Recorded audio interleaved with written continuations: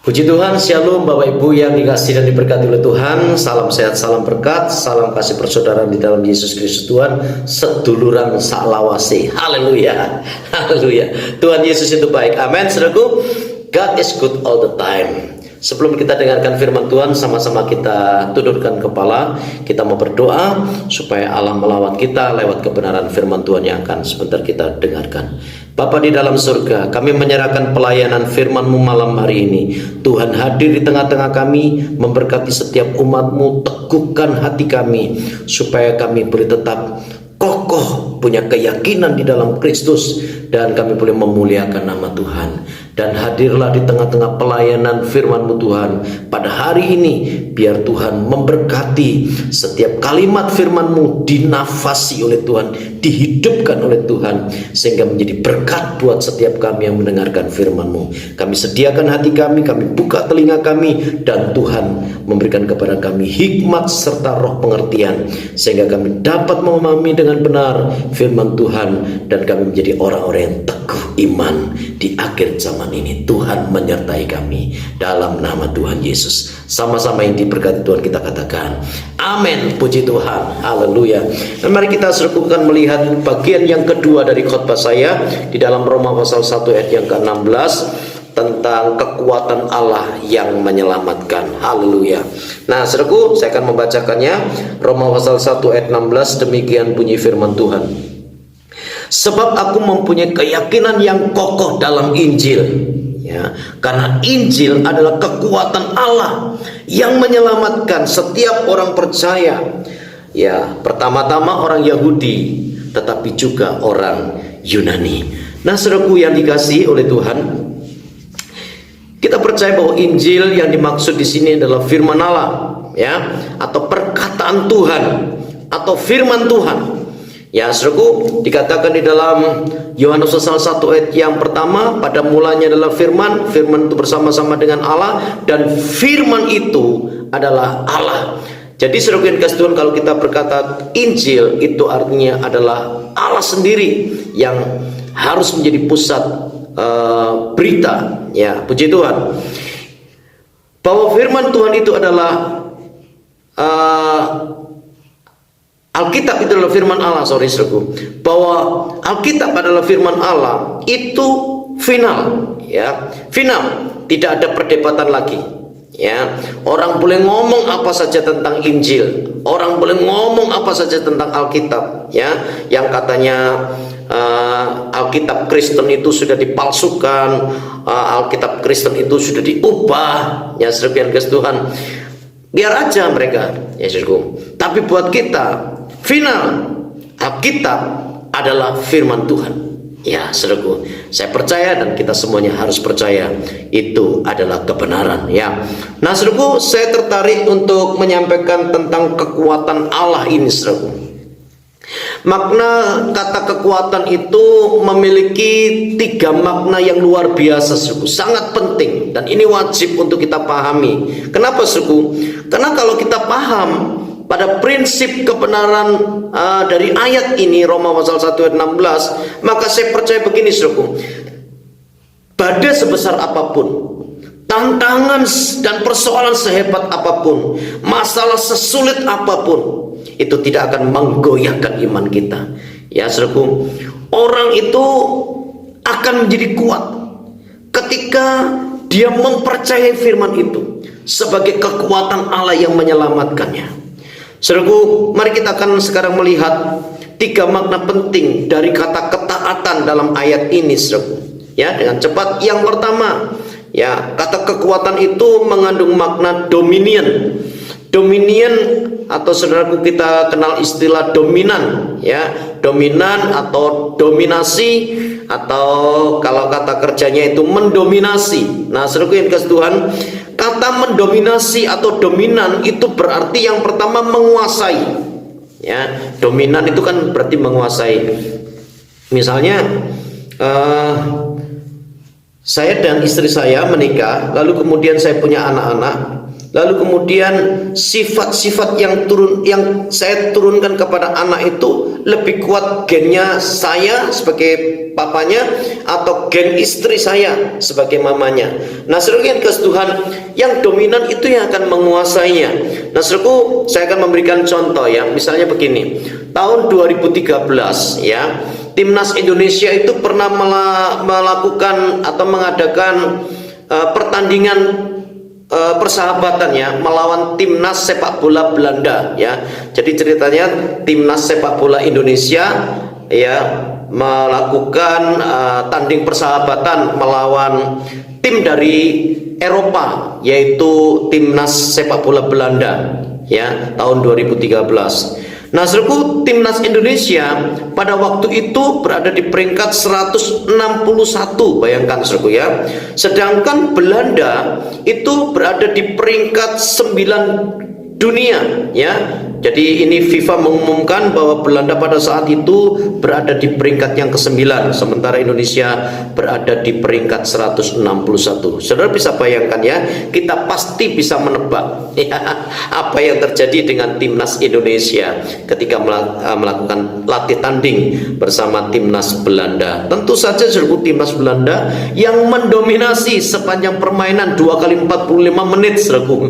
Dan pada waktu itu tahun 2013 Indonesia dipukul telak ya, kalah telak 3-0 ya. Belanda mendominasi, Belanda menguasai pertandingan setiap lini ya, mulai dari strikernya ya kan, liberonya, center backnya ya, sayapnya saudaraku, lalu kemudian backnya kanan dan kiri saudaraku, semuanya begitu kuat. Belanda ini menguasai Indonesia, pertahanan Indonesia digempur sedemikian rupa, lalu kemudian terjadilah gol sampai 3-0 tanpa balas. Indonesia babak belur saudaraku, dihajar oleh timnas Belanda dan pasti tidak imbang saudaraku ya, sebab Belanda itu dominan, mendominasi, menguasai ya. Tapi saudaraku, di bidang olahraga yang lainnya timnas Indonesia itu juga punya kebanggaan loh saudaraku, patut kita apresiasi, kita kasih jempol saudaraku ya, yaitu dalam dunia olahraga bulu tangkis saudaraku ya. Indonesia ini punya pemain-pemain yang luar biasa hebat ya, sejak dulu ya. Pemain-pemain bulu tangkis Indonesia itu disegani oleh seluruh dunia, termasuk Cina sekalipun ya. Terutama pemain ganda pria, ganda putra ya. Indonesia itu mendominasi ranking ya BMF ya, tahun 2020 itu diumumkan, yakni peringkat 1 itu ganda putra ya dikuasai oleh Indonesia. Peringkat 1 dan peringkat 2 itu dikuasai oleh Indonesia, yaitu Marcus Gideon dan juga Kevin, serta peringkat 2-nya Hendra Setiawan bersama Ahsan ya. Kedua pemain dari tim ganda putra ini begitu hebat saudaraku ya, hampir tidak pernah kalah, hebat itu saudaraku ya. Cina yang kuat dihajar ya kan, lalu kemudian juga Denmark yang juga kuat itu juga dihajar tanpa ampun saudaraku. Sementara tunggal putra Indonesia itu di peringkat ke-6 dan 7 saudaraku. Peringkat 6 diduduki oleh Anthony Sinisuka Ginting, sementara peringkat yang ke-7 dikuasai oleh atau diduduki oleh Jonathan Christie. Kita tahu pemain-pemain muda yang luar biasa, tapi mereka berada di peringkat 6 dan 7. Nah saudaraku yang dikasihi Tuhan, jadi kata mendominasi itu makna yang pertama adalah menguasai. Lalu kemudian makna yang kedua dari kata mendominasi atau dominan atau dominion itu saudaraku, yaitu mengendalikan. Nah saudaraku, secara otomatis jika timnas sepak bola atau bulu tangkis itu menguasai pertandingan, maka ia pasti akan menguasai permainan. Ya, sudah secara otomatis kalau dia menguasai pasti dia mengendalikan. Demikian juga makna dari kata dominion ya. Jadi kekuatan itu yang pertama berbicara tentang dominion atau dominan, dominasi atau mendominasi ya. Nah, saya akan memberikan contoh, mari kita melihat di dalam Markus pasal yang kelima. Ini menarik sekali suku. Markus pasal yang kelima mulai ayat 1 sampai ayat yang ke-8, cukup panjang, tapi saya akan bacakan karena ini penting untuk kita perhatikan supaya kita punya gambaran yang pas, yang tepat untuk melihat arti kata dominion ini ya, menguasai, mengendalikan. Coba lihat ya, Markus pasal 5 ayat 1 sampai ayat yang ke-8 saja ya. Lalu sampailah mereka di seberang danau di daerah orang Gerasa. Jadi Tuhan bersama, Yesus bersama murid-muridnya berada di seberang danau di daerah orang Gerasa. Lalu kemudian ayat yang kedua, baru saja Yesus turun dari perahu, datanglah seorang yang kerasukan roh jahat ya dari pekuburan menemui dia. Ya saudaraku, orang yang dirasuk setan itu tinggalnya di mana? Di pekuburan ya saudaraku. Dia mengasingkan diri, dia menyiksa diri di situ ya, karena dikendalikan oleh setan iblis ya. Orang ini didominasi hidupnya oleh iblis. Tapi lihat nanti ya saudaraku, orang itu diam di sana dan tidak ada seorang pun yang lagi sanggup mengikatnya sekalipun dengan rantai. Jadi orang gila yang dirasuk setan ini saudaraku, itu sudah diikat berkali-kali dengan rantai. Tapi ayat yang keempat dikatakan karena sudah sering ia dibelenggu dan dirantai, tetapi rantainya diputuskannya dan belenggunya dimusnahkannya, sehingga tidak ada seorang pun yang cukup kuat untuk menjinakkannya. Saudaraku, jadi iblis mengendalikan, iblis menguasai orang itu dan mengendalikan ya, sampai tidak ada seorang pun yang bisa mengikatnya. Berkali-kali dirantai tapi rantainya lepas, rantainya putus saudaraku, dengan kekuatan dari setan itu. Lalu ayat yang kelima, siang malam ia berkeliaran di pekuburan dan di bukit-bukit sambil berteriak-teriak dan memukuli dirinya dengan batu. Jadi saudaraku, orang gila itu memukuli dirinya dengan batu ya. Dalam keluarga ya, suami dan istri itu satu ya. Kalau istri dipukul oleh suami, berarti suami itu ya termasuk, maaf saudaraku, termasuk juga orang kerasukan setan, orang gila saudaraku. Kenapa? Karena dia pukul istrinya sendiri. Padahal suami istri itu satu. Kalau di dalam satu tubuh artinya saudaraku. Jadi kalau suami itu pukul istrinya, sebenarnya dia kerasukan setan, dia gila saudaraku. Dia pukul istrinya, berarti dia pukul dirinya sendiri. Demikian juga istri, kalau dia menyakiti suaminya, maka dia juga menjadi istri, maaf saudaraku, istri yang juga kerasukan setan dan gila saudaraku. Haleluya. Maaf saudaraku, tapi ini harus saya sampaikan kepada kita semuanya, dan ini adalah dasarnya saudaraku. Lalu kemudian ayat yang ke-6 saudara perhatikan ya. Jadi waktu Yesus masuk ke daerah Gerasa, Yesus ditemui oleh seorang yang kerasukan setan. Lalu ayat yang ke-6 berkata begini, ketika orang yang kerasukan setan itu melihat Yesus dari jauh, berlarilah ia mendapatkannya lalu menyembahnya saudaraku. Nah saudaraku, kita akan melihat lanjutnya ya.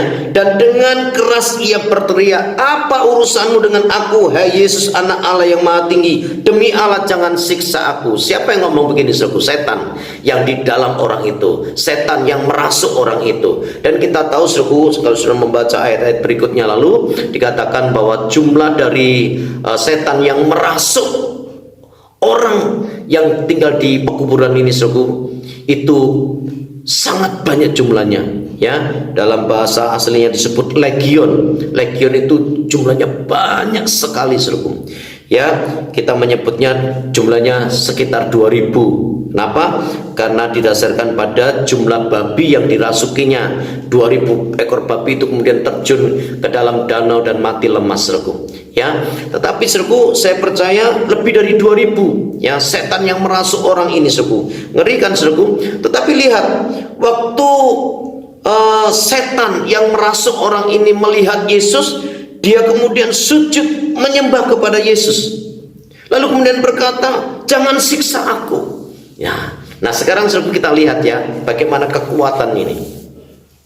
Orang ini lemah dan dikuasai oleh setan. Dia dirasuk oleh lebih dari 2000 setan. Dia dikuasai, dia dikendalikan oleh setan. Sebabnya setan kemudian membawanya dia ke kuburan, dia pukuli dirinya sendiri, dia teriak-teriak tidak jelas saudaraku. Lalu kemudian setelah orang ini yang dirasuk setan bersama setannya yang ada di dalamnya, lalu kemudian ketika dia melihat Yesus, dia berlari untuk mendapatkan Yesus dan menyembahnya. Katanya apa? Ya, di kalimat yang terakhir dia bilang, jangan siksa aku. Nah dari sini kita melihat saudaraku ya kan, siapa yang mendominasi, siapa yang menguasainya, siapa yang mengendalikannya. Orang ini kerasukan setan, dia dikendalikan oleh setan, dia dikuasai oleh setan dan dikendalikan oleh setan. Tapi waktu setan melihat Yesus, dia berkata, tolong jangan siksa aku. Dia sujud-sujud menyembah saudaraku.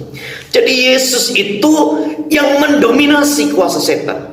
Dia yang kemudian menguasai dan juga mengendalikan setan itu. Sebab itu di dalam ayat yang ke-7 setan berkata, tolong jangan siksa aku. Dia sujud-sujud minta.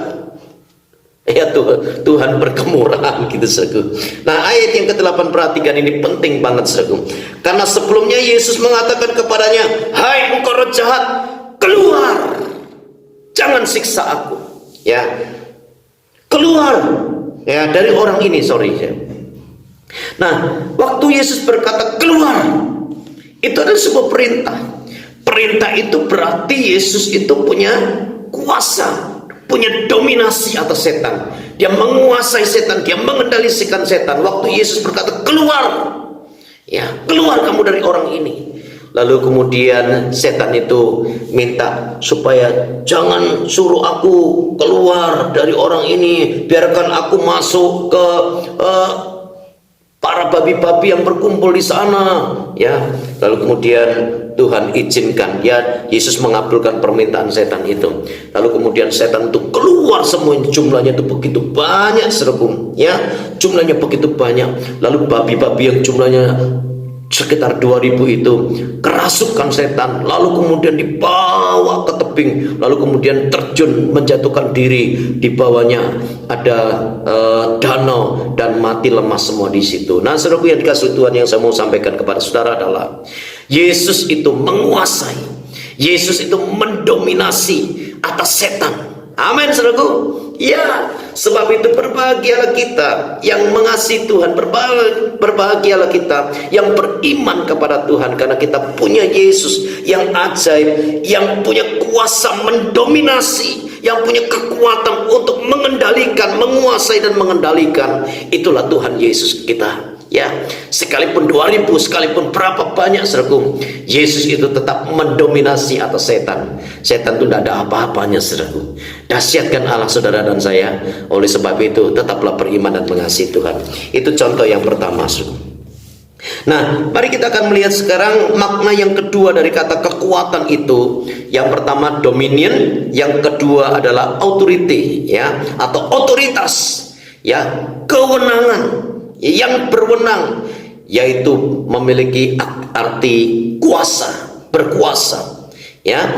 Nah saudaraku, kalau saudara melihat di dalam kitab Kejadian pasal 1, kita melihat sebuah cerita bagaimana Allah menjadikan segalanya, langit dan bumi dan segala isinya. Tuhan menciptakan dengan begitu luar biasa, hanya dengan apa? Berfirman. Ya, dikatakan pada hari yang pertama Tuhan menciptakan terang. Tuhan berkata, jadilah terang. Jadi tidak terang, jadi saudaraku, terang itu kemudian jadi atas perintah Tuhan.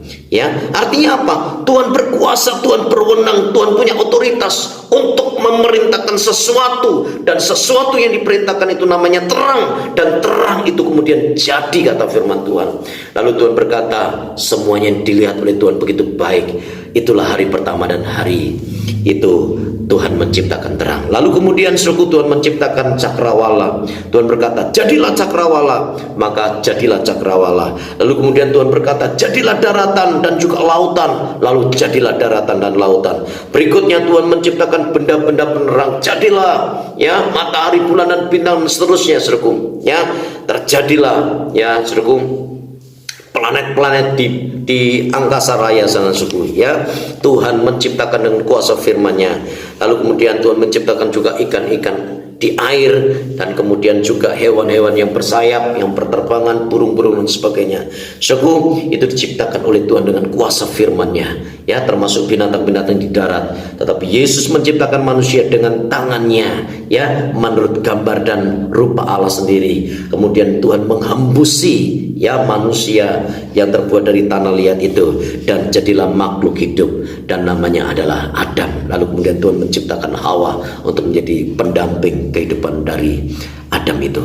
Nah saudara yang kasih Tuhan, jadi otoritas itu fungsinya untuk apa? Fungsinya otoritas itu adalah memerintahkan segala sesuatu. Dengarkan, catat baik-baik ya. Otoritas, ya, atau kuasa atau kewenangan itu dipergunakan untuk memerintahkan segala sesuatu. Lalu memerintahkan sesuatu untuk apa? Untuk mengerjakan segala sesuatu. Nah saudaraku, contoh ya, saya kasih contoh. Indonesia itu dipimpin oleh seorang presiden yang hari ini yaitu kita sebut namanya Bapak Insinyur Joko Widodo. Dia punya otoritas, ya, beliau punya kewenangan penuh, dia punya kuasa penuh atas bangsa dan negara Indonesia. Jadi abang hijau Indonesia itu terletak pada tangannya seorang presiden, ya. Nah, saudaraku, Pak Presiden Jokowi ini beliau punya kewenangan penuh, dia punya otoritas penuh, dia punya kuasa penuh untuk memanggil, memerintahkan supaya para menterinya itu melakukan apa yang jadi perintahnya, ya. Kita tahu Pak Jokowi ini seorang planner, seorang yang punya planning yang luar biasa. Dia mau mendirikan ini, dia membangun ini, dia membangun itu untuk kesejahteraan bangsa dan negara Indonesia. Bersyukurlah karena kita punya presiden yang luar biasa, Pak Jokowi namanya hari ini, ya saudaraku. Saya sangat mengasihi Pak Jokowi, ya saudaraku. Dan Pak Jokowi itu punya otoritas karena dia seorang pemimpin negeri ini, ya. Nah, dalam cerita tentang orang kerasukan setan di Gadara, saudaraku, Yesus itu dengan kewenangannya, dengan otoritasnya, dengan kuasa penuhnya itu memerintahkan setan, keluar kamu dari orang itu. Ya, saudaraku, yang dikasih setan tidak bisa menampik karena Tuhan yang pegang otoritas, dia yang menguasai dan mengendalikan itu tadi, saudaraku, ya. Dia punya kewenangan penuh, dia punya kuasa penuh, dia punya otoritas penuh untuk mengusir setan itu, ya, dan memerintahkan keluar. Setan itu harus mengerjakan apa yang diperintahkan oleh Tuhan, ya, dan orang itu jadi waras. Puji Tuhan, saudaraku yang dikasihi Tuhan. Dan yang ketiga, kata kekuasaan itu adalah power atau dunamos dalam bahasa Yunaninya, yang kita kenal sebagai kekuatan itu sendiri. Nah, saudaraku, lalu kemudian pertanyaannya, kekuatan untuk apa sih? Tuhan itu mengaruniakan kepada kita kekuatan, kuasa itu untuk apa? Ya, power, ya, itu untuk apa? Mari kita akan melihat di dalam Lukas pasal 10 ayat yang ke-19.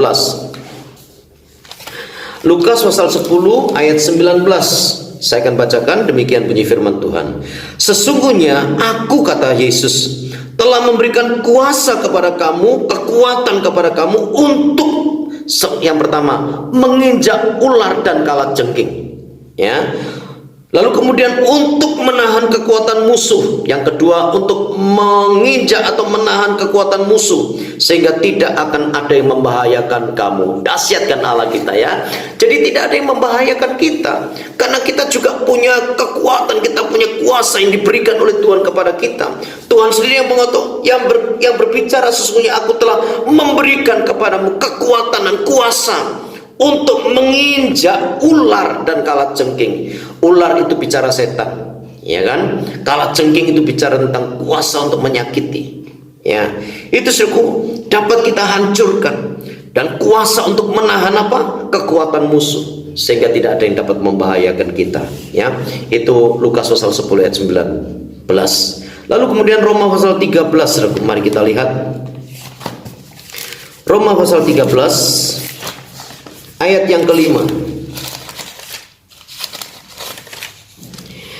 Demikian firman Tuhan. Sebab itu perlu kita menaklukkan diri, supaya bukan saja oleh karena kemurkaan Allah, tetapi juga oleh karena suara hati kita.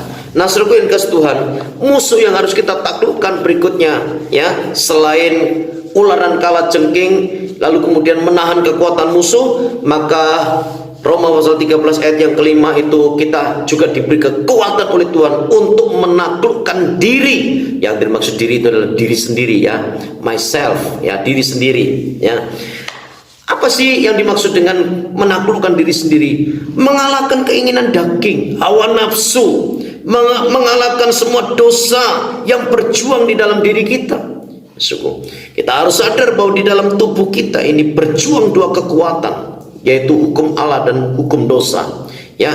Ada kekuatan daging yang menarik kita supaya kita ini melakukan keinginannya, ya, yang menuju kepada kebinasaan.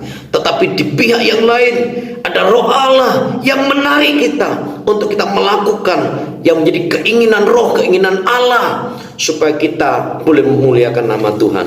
Saudaraku, ada pepatah yang mengatakan, ya kan, dan ini betul, saudaraku, ya, musuh yang terbesar manusia adalah dirinya sendiri.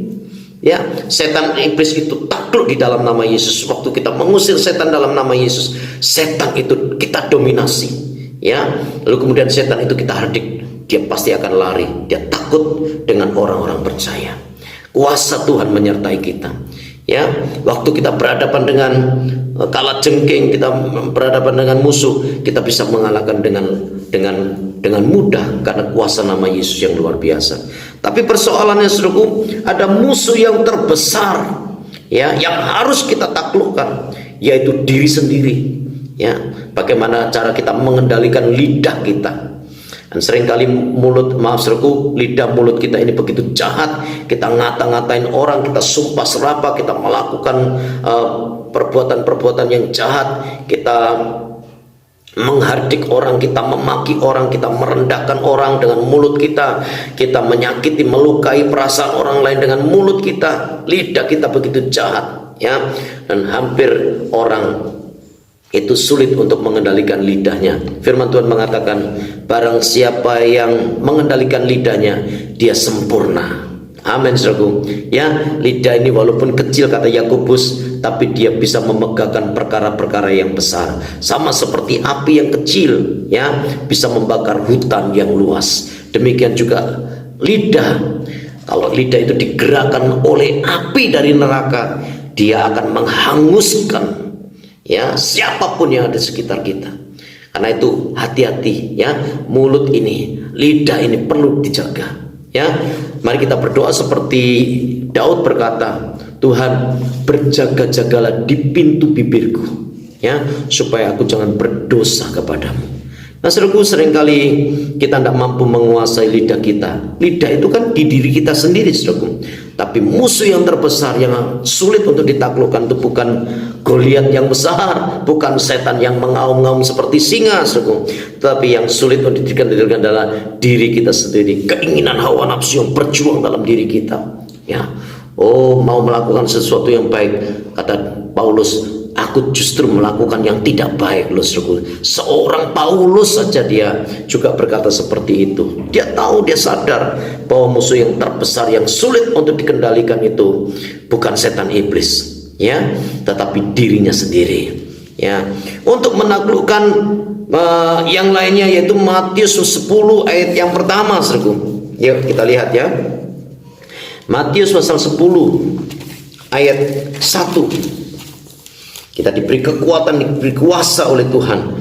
Yesus memanggil ke-12 muridnya dan memberi kuasa, kekuatan kepada mereka untuk mengusir, yaitu roh-roh jahat, untuk melenyapkan segala penyakit dan untuk melenyapkan segala kelemahan. Saudaraku yang kasih Tuhan, Tuhan memberikan kepada kita kekuatan, Tuhan memberikan kepada kita otoritas, Tuhan memberikan kepada kita kewenangan, Tuhan juga memberikan kepada kita kekuatan, ya, untuk menaklukkan setan iblis, untuk melenyapkan, ya, menaklukkan yang namanya segala sakit penyakit. Ya, jadi kalau saudara sedang sakit hari-hari ini, ya, berdoalah kepada Tuhan, karena di dalam mulut kita ada kuasa. Ya, di dalam Ulangan pasal 30 ayat 14 berkata, firman itu tidak jauh, dia ada di dalam mulutmu. Ucapkanlah perkataan firman, maka sesuatu yang baik itu pasti terjadi. Sebab perkataan firman itu pasti perkataan yang baik, perkataan yang menyembuhkan. Ketika engkau sakit, berdoalah, berserulah kepada Tuhan. Roma 10, ya, mengatakan, barang siapa yang berseru kepada nama Yesus, dia akan diselamatkan. Ya, yang percaya dalam hati, yang mengaku dengan mulutnya bahwa Yesus adalah Tuhan, dia akan ditolong dan diselamatkan oleh Tuhan. Saudaraku yang dikasihi dan diberkati oleh Tuhan, jadi Roma pasal 1 ayat 16 ini, ya, yang dikatakan Injil adalah kekuatan Allah yang menyelamatkan, saudaraku. Ya, kata menyelamatkan itu berarti meluputkan, membebaskan, menghindarkan kita dari bahaya, menyingkirkan kita dari segala ancaman, segala tipu daya dan juga pekerjaan iblis yang jahat, saudaraku. Ya, ayo kita pergunakan Injil itu sebagai kekuatan untuk melawan musuh, untuk menghancurkan kekuatan musuh, untuk menahan musuh, untuk menginjak kuasa setan, iblis, ular dan kalajengking, ya, untuk melenyapkan segala penyakit, segala kelemahan yang di dalam tubuh kita, mengusir setan-setan yang jahat itu, bahkan juga menaklukkan keinginan diri sendiri yang jahat itu, saudaraku. Ya, kita harus menguasai lidah kita, kita harus menguasai pikiran kita harus menguasai hati kita. Ya, Amsal pasal 4 ayat 23 mengatakan, jagalah hatimu dengan segala kewaspadaan, karena dari situlah muncul segala kehidupan. Nah, saudaraku yang kasih Tuhan, raihlah kemenangan di dalam Kristus. Ya, jadi mari kita berkata seperti Rasul berkata, aku percaya bahwa Injil adalah kekuatan Allah yang menyelamatkan kehidupan kita semuanya. Baiklah, mari kita akan berdoa supaya Allah memberkati kita lewat kebenaran firman Tuhan ini. Kita diteguhkan, dikuatkan prinsip-prinsip kebenaran firman Tuhan ini.